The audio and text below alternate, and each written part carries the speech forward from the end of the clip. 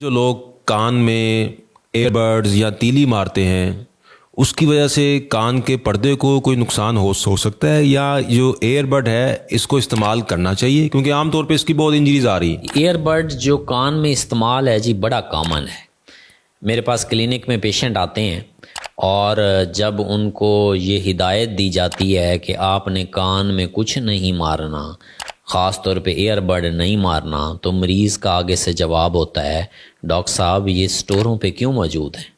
اس لیے موجود ہیں نا کہ ہم لے کے کان کی صفائی کریں۔ تو میں ہمیشہ ان کو بتاتا ہوں کہ یہ کان جو ہے اللہ تعالیٰ نے ایسا آرگن بنایا ہے کہ اللہ تعالیٰ نے آٹومیٹک اس کے اندر صفائی کا عمل رکھا ہے، اور جو سکریشن یا جن کو ہم ویکس کہتے ہیں یا کان کی عام زبان میں میل کہتے ہیں وہ کان میں بنتی ہے، تو اس کے تو اللہ تعالیٰ نے اتنے فوائد رکھے ہیں، اگر ہم اس کو جان لیں تو ہم کبھی بھی نہ سوچیں کہ ہم کان کے اندر کاٹن بڈ یا کان کے اندر بال پین یا کان کے اندر گاڑی بائک کی چابی یا سر پہ لگانے والی سوئی خواتین خاص طور پہ استعمال کرتی ہیں اور مار لیتی ہیں۔ کان کے اندر جب بھی کوئی چیز ماری جائے، چاہے وہ کاٹن بڈ ہو چاہے وہ بال پین ہو، تو وہ کان کے اندر سب سے پہلے انجری کرتی ہے، اور وہ انجری یا زخم کان کے بیرونی حصے میں بھی ہو سکتا ہے اور کان کے پردے کو بھی ہو سکتا ہے۔ کئی دفعہ ہم نے دیکھا ہے کہ لوگ کان کے پردے میں سوراخ کے ساتھ آتے ہیں کہ جی کاٹن بڈ مارا تھا اس سے ہو گیا، یا سم ٹائم کان کے پردے کو زخمی کر دیتے ہیں کہ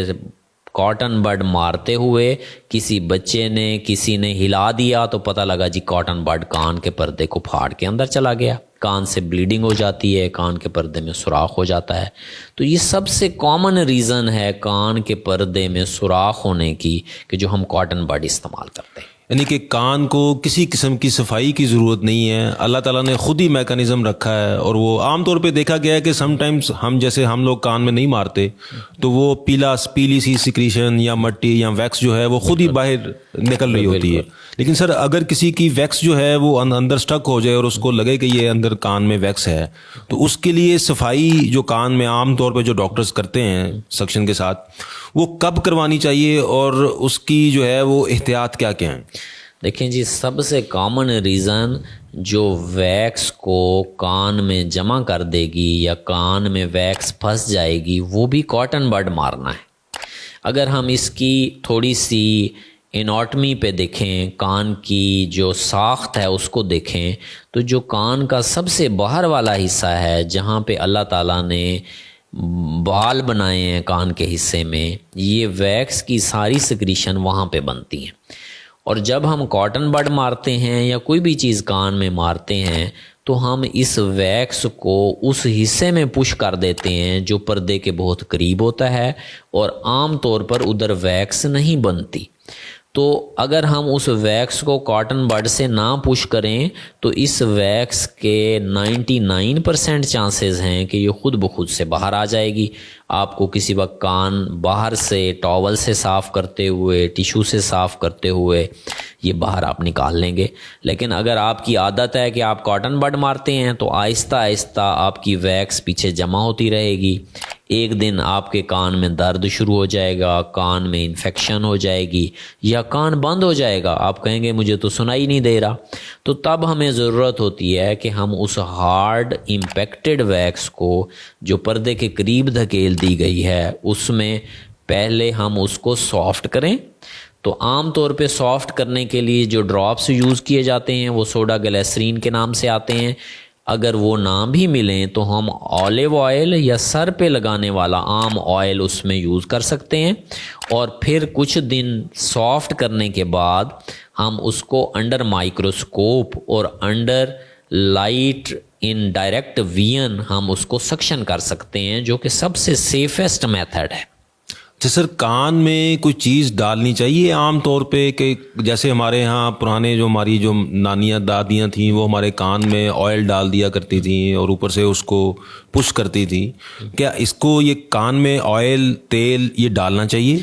جی کان میں اگر ہم کچھ نہ ماریں تو کان کے اندر کی جو نارمل ویکس اور سکریشن ہیں وہ آئلی سکریشن ہیں اور کان کو وہ اندر سے موائسٹ رکھتی ہیں. یہ ان لوگوں میں ضرورت پڑتی ہے عام طور پہ جو لوگ کان کے اندر متواتر کاٹن بڈ مارتے رہتے ہیں اور پھر ان کا کان اتنا ڈرائی ہو جاتا ہے کہ دے فیل کہ پھر کچھ ڈالیں. اور جب ہم آئل ڈالنے کی بات کریں تو یہ سب سے کامن ریزن ہے کان میں فنگس کے بننے کی. اگر کان میں آئل ڈالیں گے تو نارملی نہیں ڈالنا چاہیے، اوائڈ کرنا چاہیے. اگر کسی نے بہت زیادہ کاٹن بڈ یوز کر کے کان کے اندر کی جلد کو خشک کر دیا ہے تو سم ٹائم ہم ریکمینڈ کرتے ہیں کہ اولیو آئل کا ایک ڈراپ ڈال لیں. کیونکہ سر سم ٹائمز میرا اپنا جو بیٹا ہے اس کے بھی جو ہے وہ بچپن سے جب سے پیدا ہوا ہے وہ کان میں کوئی نہ کوئی چیز اسپیشلی رات کو وہ اس کو پش کرتا رہتا ہے. تو جن بچوں میں یہ عادت ہوتی ہے کہ وہ کان کو بہت زیادہ اپنی فنگر سے یا اس کو جو ہے وہ رگڑتے رہتے ہیں، ان کا سر کیا حال ہے اور یہ کیوں کرتے ہیں؟ عام طور پہ دیکھیں جی، آپ کو فرض کریں کہ باہر ہاتھ یا بازو کے اوپر کہیں پہ خارش ہوتی ہے تو آپ دیکھیں خارش کرتے ہوئے آپ کو مزہ آ رہا ہوتا ہے اور آپ اس وقت تک خارش کرتے ہیں جب تک وہاں پہ زخم نہیں ہو جاتا یا آپ کو درد نہیں ہونے لگ جاتی. اب جب وہاں پہ ہیلنگ ہوتی ہے، کھرینڈ یا اسکیب بنتا ہے تو پھر ہمارا دل کرتا ہے کہ ہم اس کو کھرچ دیں اور بڑا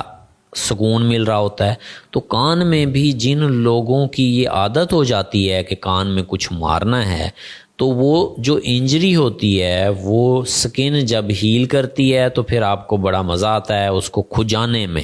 اور وہ ایک وشس سرکل بن جاتا ہے جو فنگل انفیکشن، بیکٹیریل انفیکشن اور کان کے اندر ویکس جمع ہونے کی وجہ بنتا ہے.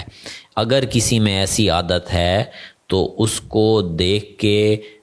خارش کے لیے دوائی دے کے، کچھ کریم لگانے کے لیے دے کے اور پیشنٹ کی کونسلنگ کر کے اس کو سمجھا کے اس عادت سے چھٹکارا حاصل کرنا چاہیے. یعنی کہ اس کا سارا لب لباب یہ ہے کہ اگر آپ کو کان میں خارش ہو تو پھر آپ کوہنی سے صاف کریں، جی بالکل، رادر دین کہ آپ اس کو کسی جو ہے نا وہ پن پوائنٹ چیز سے یا تیلی سے یا ایئر بڈس کا استعمال بالکل نہیں کرنا چاہیے. بالکل جی، اولڈ سیئنگ ہے کہ اگر آپ کو کان میں خارش ہوتی ہے تو اپنی کوہنی سے کریں. اور اکثر میں اپنے مریضوں کو کہتا ہوں تو وہ مریض کہتے ہیں کہ اچھا ہم بتائیں ڈاکٹر صاحب کیسے کریں. میں نے کہا میرے سامنے کر کے دکھائیں اگر آپ کر سکتے ہیں تو. سر بہت شکریہ سر، تھینک یو ویری مچ.